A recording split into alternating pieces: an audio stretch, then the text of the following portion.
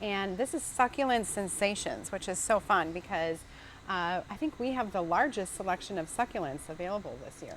Probably more than we've ever had. And this is a type of plant that is attractive to people of all ages. When children come into the greenhouse, this is where they want to be. So in addition to that, it's going to be fun for everyone who comes to make a project. And I find that it's not, sometimes people get intimidated or feel overwhelmed trying to put their container together, but this is just really allowing them to pick what they like and going for that, those top 4 things, that size, color, texture, and shape that you've taught me, and incorporating that into your container. So how this class works is it's $10, and that includes the professional instruction by the Garden Girls, and also the soil that you're going to use. And we'll talk about that in a second. But everything else is going to be a la carte. So people have really enjoyed this way of doing this because they don't feel locked into a specific container. We've got lots of great container options, and then any different size of succulents. So we have them assorted in all different price points and sizes, so you really get that freedom to create your own container. That's right. It works for every budget. So you could buy a little tiny container for $6 and put 3 plants in the end. Or you could do something on a larger scale. But keep in mind that when you choose a large container like this, it's going to take more plants to fill it. So you have, twice the expense, but yet you have a drop-dead beautiful container that's pretty amazing. Right. Maybe you want to put it that, that size would be great, like out on your coffee table or out on the patio, that kind of thing. Right. Makes a little more of a statement. So some of the least expensive are some of the clay that we have, and we have them in this mocha color this year. And but it seems that in many cases we are drawn to the low bowls, which work very well because the succulents have a shallow root system. There are some rectangular planters. I can't even get this one. This is pretty heavy. I don't think it's here. Can you get it to me? Yeah. Something like this little trough planting. And that would be cool. Then we chose some that come like the strawberry jar that Kara can show you, which is really fun to do succulents because they just seem to fit so well into these wonderful side pockets. So that, and of course the addition of the saucer is a great feature which works well when you bring it inside.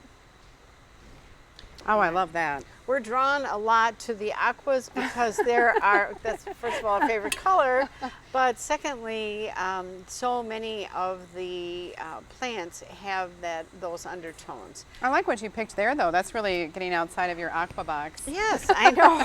This is our little Southwest look. So we're probably more than 1,000 pots to choose from. So I'm sure we have something, but doesn't this look great? I just love I think it'd be really pretty with the succulents. Cascading colors, and this is just a small portion. So I think we'll get right to it. All right, coming in, bringing in the next cart of goodies. All right, so when you get here, then you'll check in in the what we call the Dutch greenhouse. And so I want to go into explaining what Dutch. Yeah. Getting run over by the cart. You'll check in there, and then you can go pick out your container. So we'll have a little tally sheet that you can add up your container and then what succulents you're using. But that, when you first check in, that's where you'll get the wine to get those creative juices flowing. And then we'll pick your container and we'll fill that up for you while you're making your plant selection.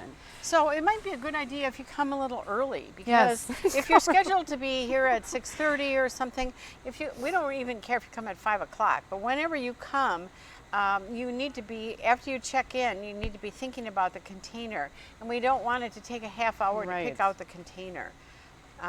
So just keep that in mind, that the planting itself isn't going to take very long, but sometimes the choices are overwhelming. There's so many out there. So this is kind of what we're looking for a project to end up looking like bring this. That a little closer. Yeah, Kara's going to bring it over. All right, here's my mom planted this one last week, so you can see what it looks like, and it's pretty full with a lot of succulents in there, but this is probably about how you'd want to plant it because they're pretty slow growing. Of course, we expect all the spaces to be filled in throughout the summer, just by the natural growth. And many people keep these for years. And this is easy True. to bring inside in the wintertime. And so let's talk about what you have for plant choices. So many. I mean, we just did this in about 5-10 minutes of picking these out, but it was really hard to stop. I was like, this is I so picked pretty. all one color. What color was it, Chris? It was this It was aqua, of course.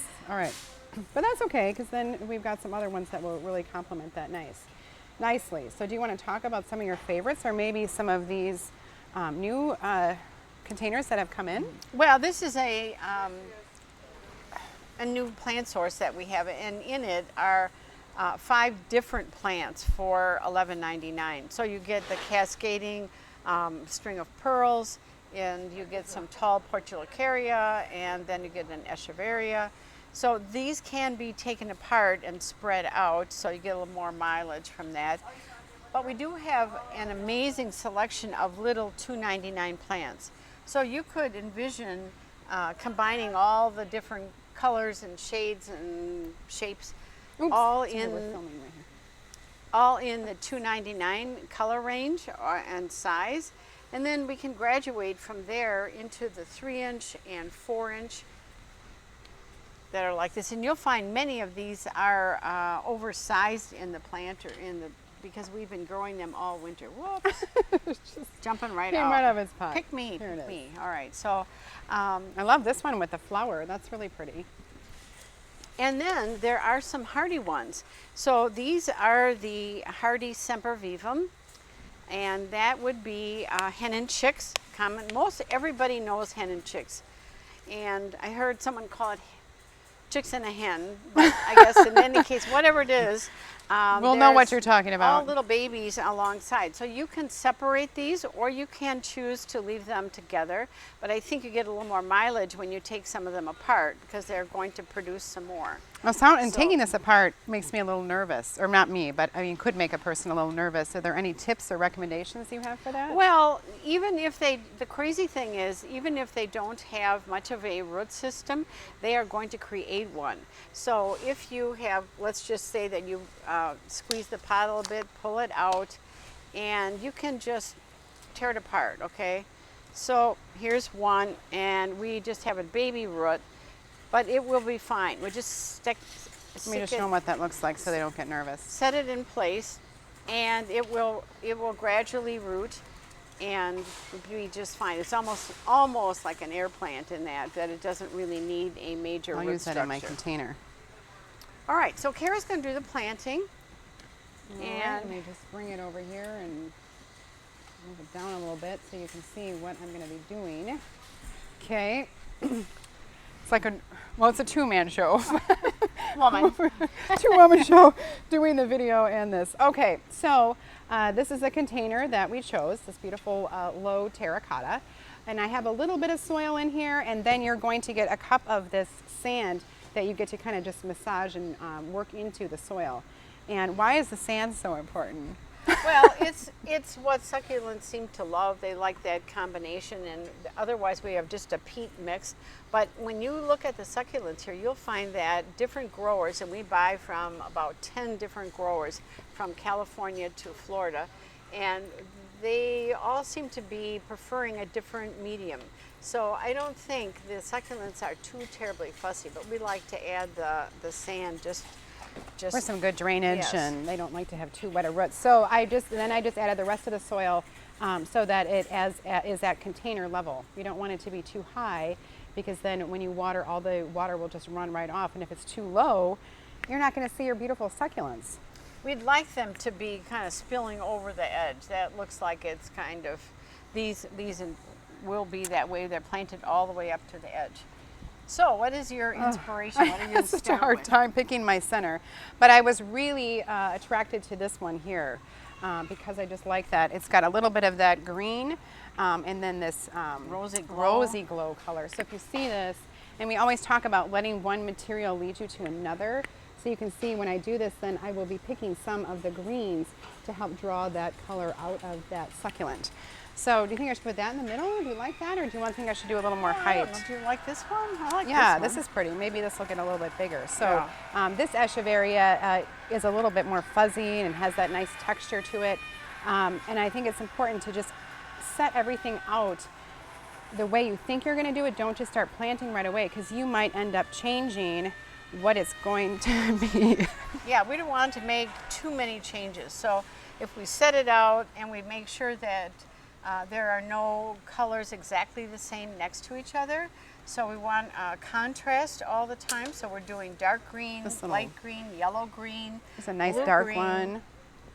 And then I try to vary the sizes too. So this one was a larger, this one's $6.99 in this container, but then these smaller ones, they're $2.99, and it kind of breaks that up a little bit. So we could easily stick some of those in place. Oh, and this little string of peas, that is so fun. I might put that there. Again, see, it just changed my mind. But then these ones are really pretty. I think these little echeverias, because of that red tipping. Red margin. So take a look at this one. And it's got this real pretty red margin on it, and that will kind of play back to that first one that I picked. See how nice they look together? I'm going to take this apart just to show how it can be done. Yes. Because I love this little gold sedum in here. And I love this. I like this bright color of this one, because again, that's playing back to that green in the center there, if you can see that. So I have that set up, but now I'll take a look at what Mom has dissected here. Now, if you're doing this with a friend, this might be a great for us to kind of divide and conquer too. You certainly can share some of these that have 5 or 6 of the same thing in a container. If you just love it, maybe you can. And there's always people that make new friends at the workshop. So even though you took these apart, I'm going to keep these two together because I just like the way that they look together. And this bright chartreuse color is just so incredible. And I think that it would be best if we put it next to the darkest one we have. So that will separate these two. I like that. Nice contrast next to each other. So it's like you look at this container as your canvas, and you are doing the painting. So you are determining everything that goes in. It's just, you can't make a mistake. Oh, with this one? Yeah, I feel like now that this is low and cascading, that I should take this one out. Right. Okay. And then maybe put this little one in there. All right? So, hi, here's done. Kevin Milligers here. Come on in, Kevin. Say hello. Kevin's always at the workshop too. Can you see us there he is. there? Yeah, just like our dad, he's carrying a notebook around, making notes of what to do next here. Right. All right. Yeah. This is looking good. Yes, this is for our succulent workshop. That's tomorrow night. I can't believe it's already happening. Yeah, that's a fun one. So our whole family will be here. As always, Kevin and his son Dave and his wife Elsa and Kara and I. And like I said, the wine will be flowing. And I just ordered another 10 cases. So hopefully that'll be enough. Should be enough. Yeah. All right, so there you go. And we'll bring some little rocks and stuff in there. I think that they could be able to put around and display. Sure. Got some of those. And if you're in the mood to do another project or to bring a friend, on Thursday night we are going to be making an edible garden. And this is so different from what we did last year. I know you think probably, oh, I did that last year, but it isn't the same because we have a group of plants. You want to talk about those a little bit for containers? You might want to give me your microphone. Group of 14 kinds of plants that are small in stature, miniature or dwarf plants. Of a variety. There are peas, there are beans, there's cabbage, there's tomatoes, peppers, squash, and others. And so they are all compact in nature and can grow in a container happily with each other. That's so important because we don't want some giant plant overtaking and smothering out everything else. So I'm glad you did the research on that, and that we are the only ones offering that as a category. I'm pretty excited for that. I think it'd be fun to incorporate those new things in the container this year. It's a big container. It's 27 inches long and 10 inches deep. It's a long rectangular planter, and this is a fun night. Yeah. You could also incorporate a couple of herbs if you wanted to. Some of those are trailing; they would go over the edge, something like that. Mm-hmm. You Great.